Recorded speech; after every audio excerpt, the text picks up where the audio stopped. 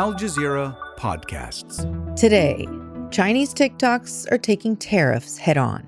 TikTokers claiming to work at Chinese factories that make high-end products and offering to sell them directly to Americans for much, much cheaper. So as a new chapter in the trade war begins, can viral factory videos change the way consumers shop and how they think about luxury and labor?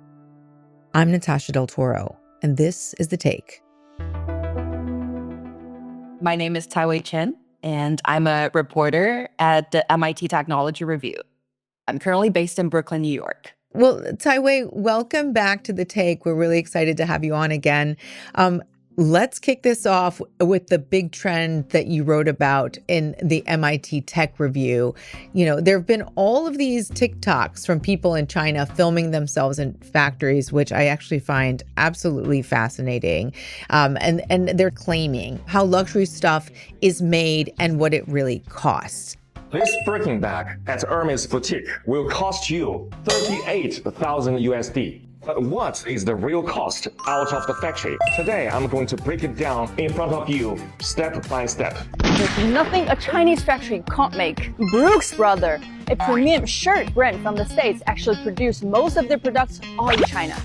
Where did this all begin? So if we have to trace back to the actual origin of this phenomenon, we might need to go back to the pandemic era, which is 2020 and 2021. But of course, this new round of Chinese factory manufacturers coming on TikTok to quote unquote expose the secrets of luxury came about, I think, a few weeks ago, and is a direct response of the Trump era tariff that they're put under. So we're seeing a lot of Chinese factory workers and e-commerce professionals speaking directly to the camera, say, let's expose luxury secret and breaking down the actual cost of what they claim to be an Hermes bag or a Louis Vuitton purse actually costs. So they're taking luxury brands and saying that these are being made in Chinese factories, right? I mean, what are the people in the videos claiming, and were you able to verify those claims? Right. I think in those new rounds of videos, there are two things that they're claiming. First one being most of the luxury products are made in China, in the Chinese workshops. And they even identify the specific factories. Who are the suppliers of Zara in China? The supplier of Zara shoes is Yuanli Tong Shoes. The supplier of Zara coat is Tongli Clothing. For example, the leather products, as they claim, mostly are made in the Guangdong province. And some of the scarves, silk-related products, are made in Hangzhou or Zhejiang province. These are like open secrets in China, but now they are revealing that and bringing that to TikTok. And the second thing they're claiming is that this very general sense of anxiety and I think angst, because they feel like they haven't been giving enough credit for all the manufacturing work they have been doing for years. Some say as long as there's a tag saying made in China, the bag can never be luxury. However, in fact, more than 80% of the luxury bags in the world are made in China. They never credit the artisans in the factories, and that is unfair. I love that we can actually now see what's happening in production floors in Chinese factories. I mean, that's sort of incredible. And that it's on TikTok. There's many of these videos on TikTok. Have you been able to verify any of these claims? No, unfortunately, I didn't spend time verifying if these or every video makers are actually factories or suppliers of these brands. But I think it's an open secret in China. That there are a lot of factories, which they call OEM factories, where they take on requests by Western designers and brands and just manufacture white label products. Basically, they're contracted to make products for these big brands, if I understand correctly. We took a look at ourselves at some of the brands that people are talking about, as you mentioned, Hermes, for example, and they say on their website, quote, the vast majority of Hermes products are manufactured at our production sites in France. And Louis Vuitton says that, quote, the Louis Vuitton leather goods collections are exclusively produced in our workshops located in France, Spain, Italy, and the United States. So did you hear back from any of the brands mentioned in these videos?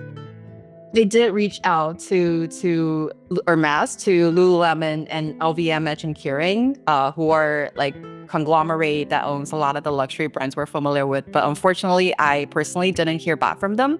I do think that Hermes and some of the brands did reply to a New York Times article saying that most of their products are made in France or made in Europe. And I think that is so interesting.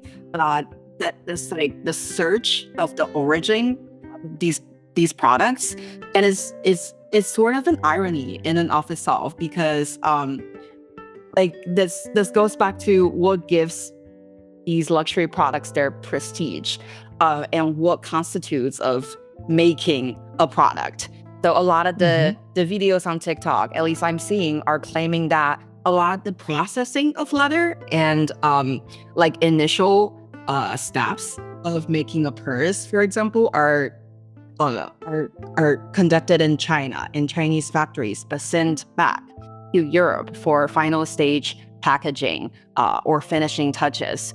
And if brands are doing that, do they still get to claim that their products are completely made in Europe? Or why does the fact that something is made in China itself seem to devalue the prestige or the sophistication of a product? And I think that that irony is one of the very reasons that prompted these like widespread rage by Chinese manufacturers, because they have been feeling like they have been tasked with the dirty, heavy work, while not giving any credit. And at the same time, made in China is still associated with the image of poorly constructed, low quality goods, which they feel like they have like earned to move past from. Right. So they wanted people to know, hey, you pay all this money for these luxury items. Well, hey, we're actually the ones that are making these items. We're heavily involved in that process. And as you say, they want some credit for that. And I want to get a little more into that later. There's like some racism implied in all of that too. Now, Caiwei, this is a whole trend that blew up after U.S. President Donald Trump announced new tariffs on all countries, but 145% on Chinese imports. That's a devastating hit, right? On top of that, on Friday, the U.S. just closed a major loophole that fueled the rise of companies like Shein and Temu. Temu said that it's going to stop selling goods imported from China directly to U.S. consumers. Can you explain for us a little of why that is so important? Of course. I think platforms like Temu and Shein and some of other e-commerce sellers, Amazon included, have long been benefit from this rule called de minimis provision. And it basically says that if your imported good is under $800 of value, you can import that without paying tariff under a very swift process. So that is how Temu and Shein are able to get affordable goods directly from a Chinese factory to a US consumer. And their whole model is by cutting out the middleman, which is a traditional overseas commerce importer kind of role. But as the Trump administration ends this, it's going to be a huge change because they're no longer able to so easily connect a Chinese factory and directly import that from a manufacturer to the customer. And in fact, Temu has been pivoting out of the US for the past year. I think starting about a year ago in 2024, they have been opening up their seller registration to American-based sellers, which means that before, if you were a seller on Temu, you were usually a factory based in China, but now they are encouraging US-based sellers to sell on their platform. And note that this doesn't mean that we're going to stop getting goods from China. What this means is that the sellers themselves, who are part of Temu and selling on Temu, will be responsible of importing their own product from China or wherever those things are manufactured. But Temu is no longer taking on that role of directly importing goods from China. And about that rule, the de minimis exception that you were mentioning, that was a rule that allowed any package under $800 to be exempt from tariffs, right? And I understand also that shipments under this exemption accounted for more than 90% of all cargo entering the U.S. I mean, again, this is a massive deal then that they're closing this loophole. And could have a huge effect on the factories in China and all of the workers. So based on the people that you talked to, how are those viral videos a response to these hits?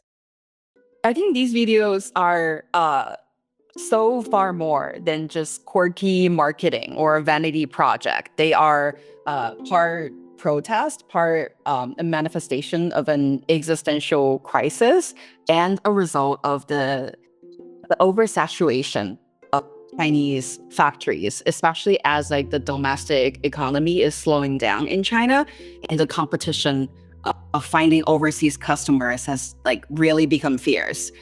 So a lot of these factories see directly selling to overseas customer as this lifeline, and it's sort of a desperate attempt for them to connect to new customers or cut out a person that could garner more margin in the process. So a lot of these posts try to connect not to your average customer, but let's say like a medium-sized brand or a small business, because those are buyers with larger quantities, right? They will probably order more bags or more products than an average customer who would just want one or two. And even with the Trump era tariff, if they directly order from a Chinese factory, it will still be a lot cheaper than a Western famous brand. More with Caiwei after the break. Before we continue today's show, I wanted to talk to you about Hindsight, a dramatized history show from Al Jazeera podcast. We have a season 7 beginning on Wednesday, May 7th. But in the meantime, you can catch up with season 6 right here on the Al Jazeera YouTube podcast tab and listen to all the other seasons wherever you get your podcasts. Here's a preview of season 7. I want to sing, Hassan. That's all I want. Hindsight, a dramatized history podcast from Al Jazeera. Have you seen what the British have done? They have stabbed us in the back. I'm your narrator, Charles Dance. In season 7, we meet people from the Arab world, including dynastic leaders. I was in my early 20s and running Egypt. Under my rule, Muslims will retake our lands from foreign invaders.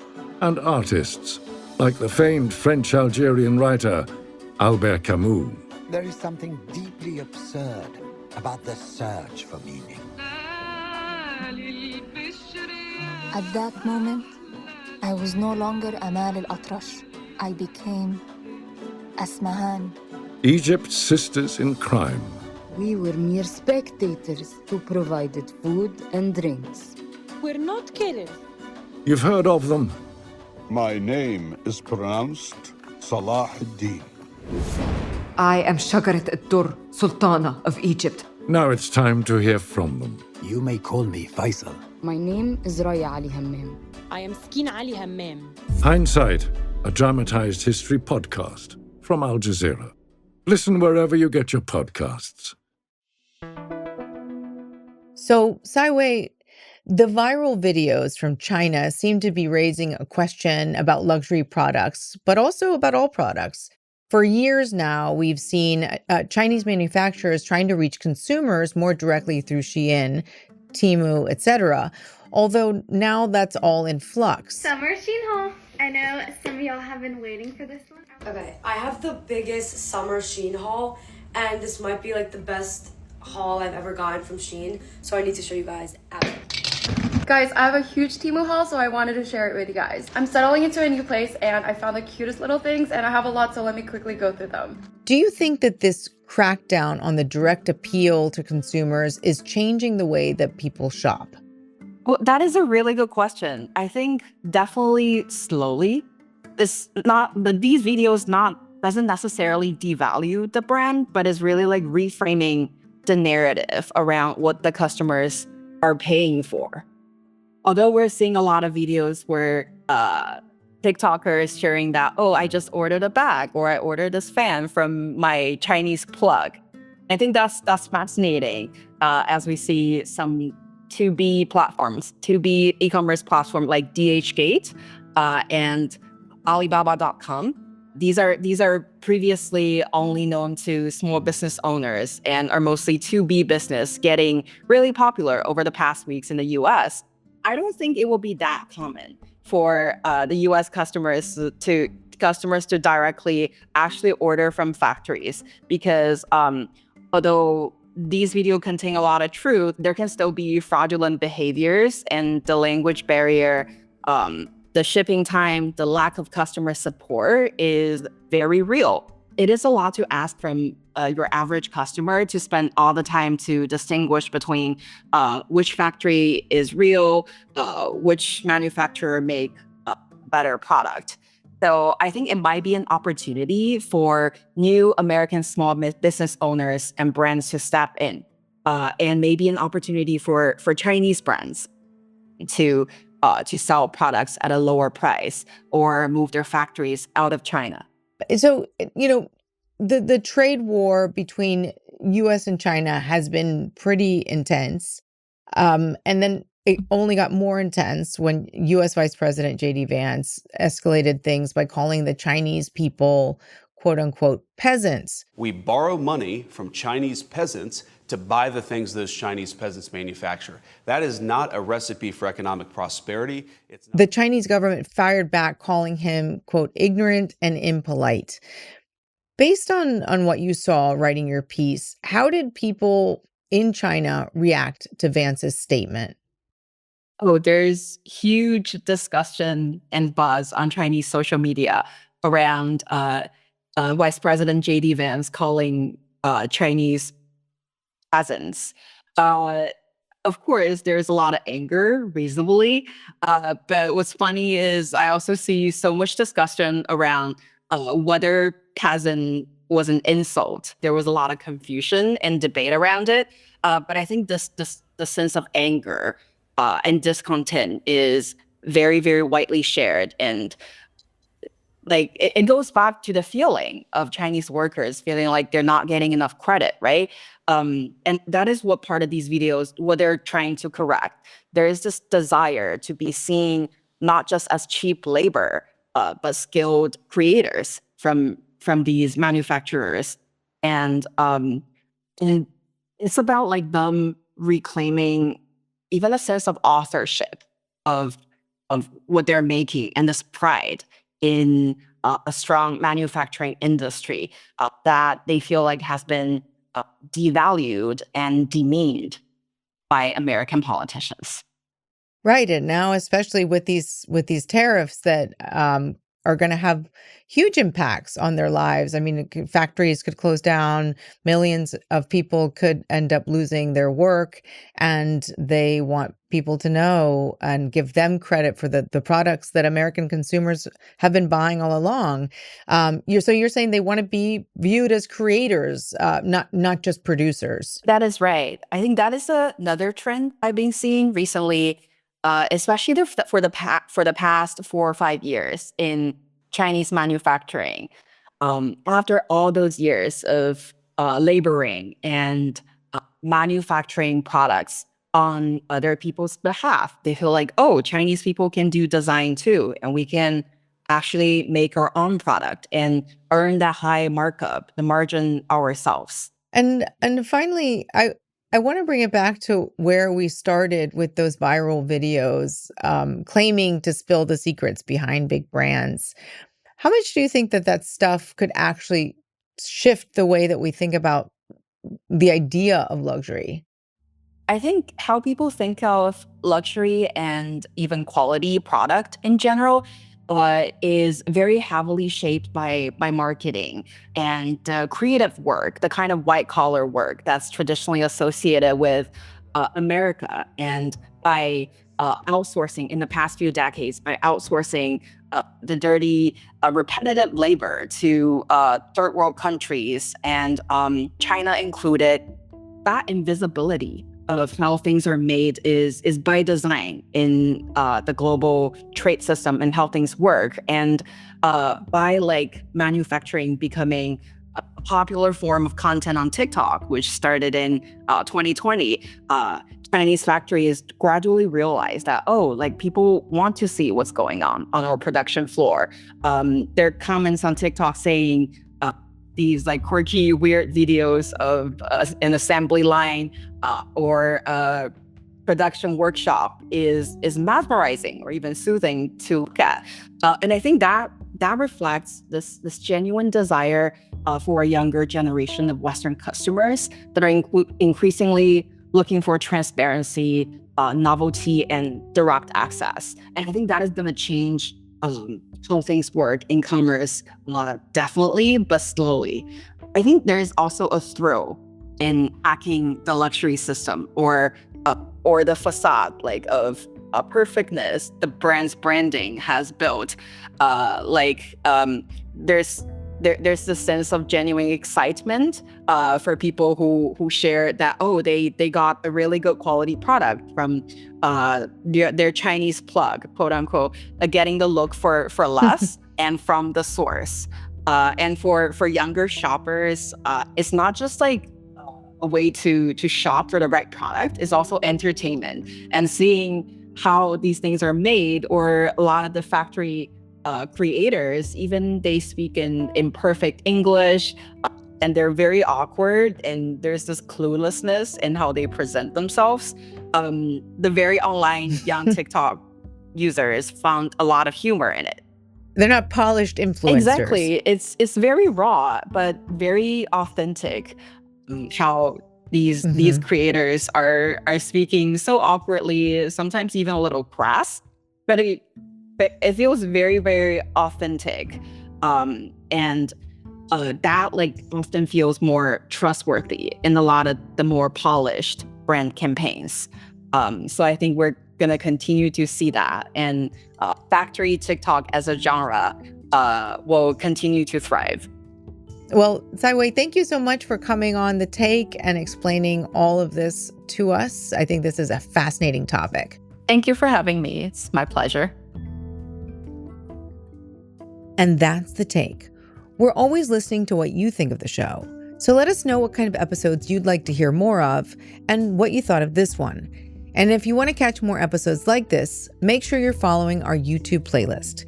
That's where you're going to find all of our recent content updated regularly so you never miss an episode.